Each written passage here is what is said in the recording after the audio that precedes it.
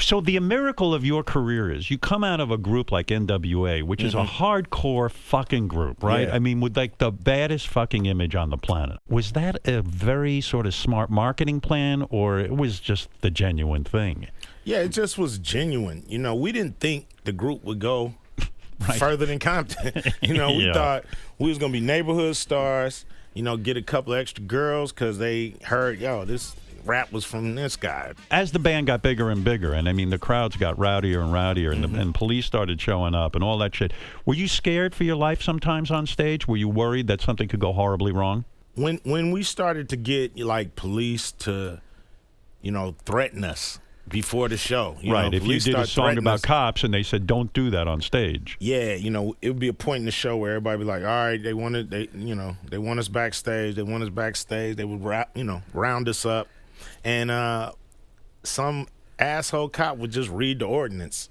You guys cannot do this, and then in county of Suffolk, such and such county, you know, this is a misdemeanor and this is a felony. And we were touring behind Bobby Brown and the Beastie Boys. Like the Beastie Boys were huge. Changed touring forever because they was throwing couches out hotel windows and shit.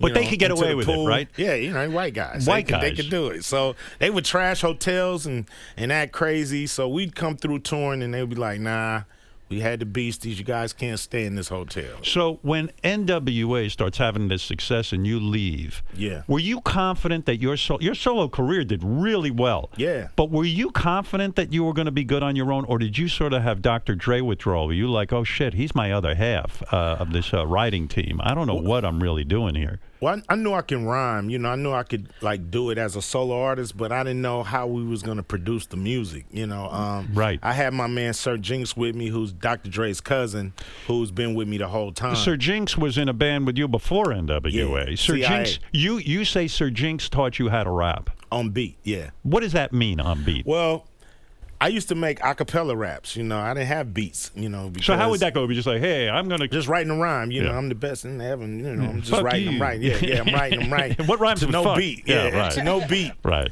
And then, you know, he was the only one in my neighborhood that had turntables, had the equipment. And so I would go down to his house and he would have beats. You know, he had records. He had 12 inches so he could put on a beat. And he was like, all right, rap to this. And I was so off beat that he was like, nah, man, you got to kind of catch that snare.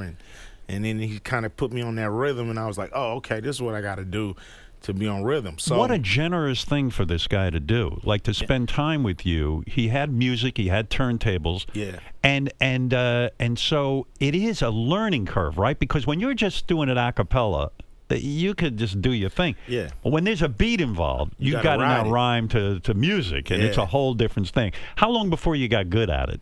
It took about 2-3 good days of just over and understanding the concept of it, you know, where to start, how to kind of get into it. And, you know, this was when rap was new. We talking about 85, 84.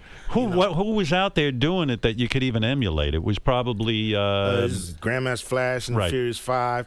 Run DMC was just coming on with a few singles. They had this Like That out. And was Public Enemy around yet? Not yet. No. Who came first? You guys or Public Enemy? Public Enemy. Yeah. We was big fans of P.E. Yeah. N.W.A. If you listen to that first album, we use a lot of sampling, that same samples that P.E. used. Can you go to Dr. Dre's house now, or is it still weird between you two guys? No, I can go. You go there? Yeah. When's the last time you went over Dre's house? When we was editing the movie. I was going to say, the movie brought you back together. Take me back to the moment when you weren't talking, things were shitty, and then the two of you see each other and everything is good.